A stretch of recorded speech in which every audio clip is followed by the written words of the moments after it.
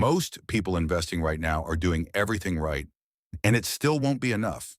Not because of the market, not because of inflation, but because of a number nobody ever talks about. You've seen the chart, the one where investing $200 a month somehow turns into hundreds of thousands of dollars over 30 years. Every finance channel shows it, every investing app promotes it, and technically, the math works. But there's something those charts never show you. A threshold, a minimum, a point below which compounding barely does anything.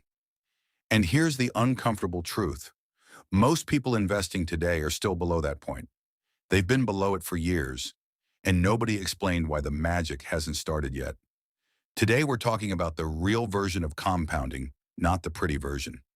Let's start with one of the most famous examples. A penny doubled every day for 30 days becomes over $5 million. You've probably seen that example in school, on YouTube, maybe even on a motivational poster at a bank. And yes, mathematically, it's correct. But it's also incredibly misleading. Why?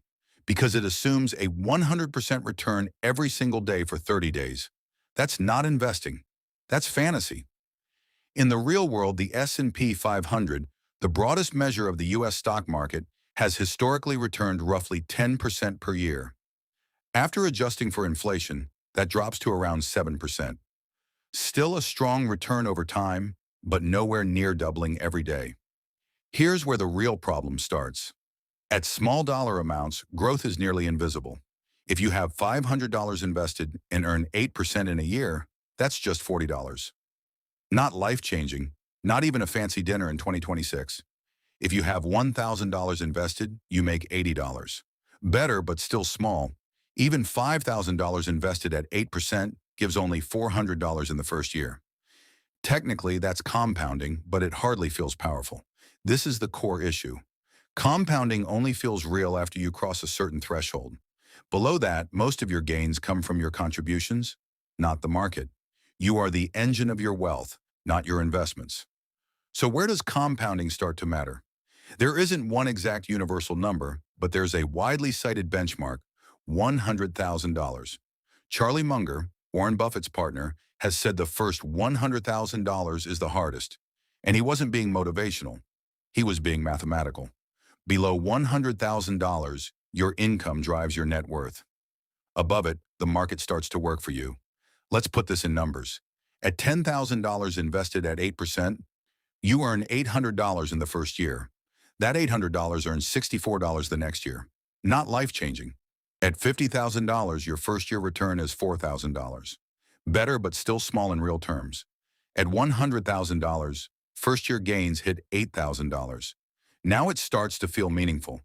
$200,000 gives $16,000 annually, and $500,000 produces $40,000 a year in passive returns, roughly a full salary for many Americans. That's the hockey stick phase of compounding. But to get there, you have to survive the long, flat early stage. Most people spend decades here, wondering why their account doesn't look like the exponential charts. And here's the harsh reality. Many Americans never see the full effect. The median retirement savings for Americans aged 55 to 64 is around $185,000. That means half of households have far less. Many reach meaningful compounding only just before retirement, when withdrawals begin.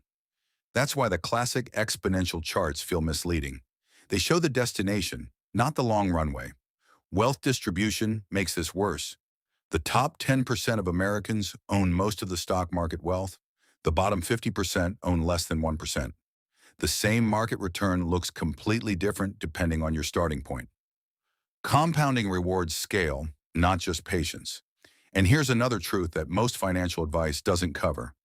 Income matters more than spending cuts for those below the threshold. Conventional advice says, skip the coffee, cancel subscriptions, save aggressively. But for many Americans, the gap isn't about frugality, it's about income. Consider this. If you earn around $40,000 a year, your take-home pay after taxes is about $2,700 per month. Rent alone averages $1,500 nationwide. Add groceries, utilities, transportation, insurance, and suddenly almost nothing is left. Cutting lattes or subscriptions won't close this gap. Without higher income, meaningful compounding remains out of reach. There's also a psychological aspect.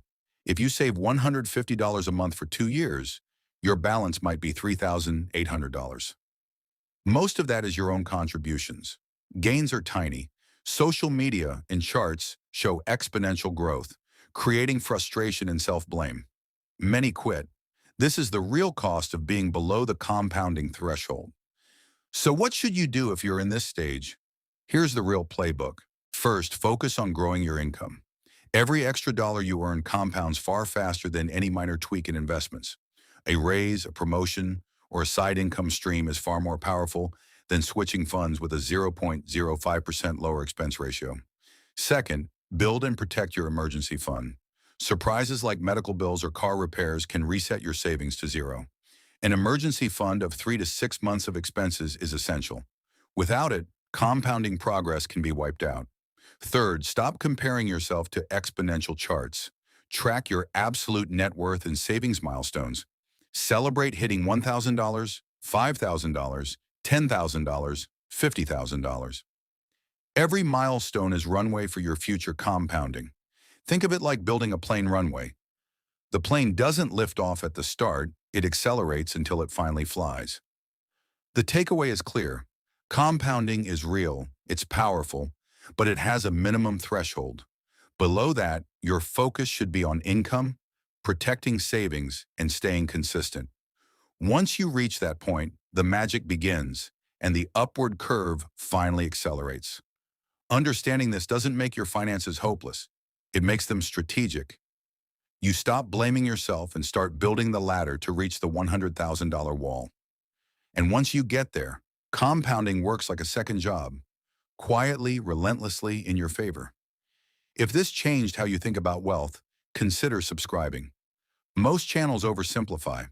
Knowing the real rules of compounding is what lets you stay in the game long enough to win. And remember, this is educational content, not personal financial advice. Results depend on your own choices and actions.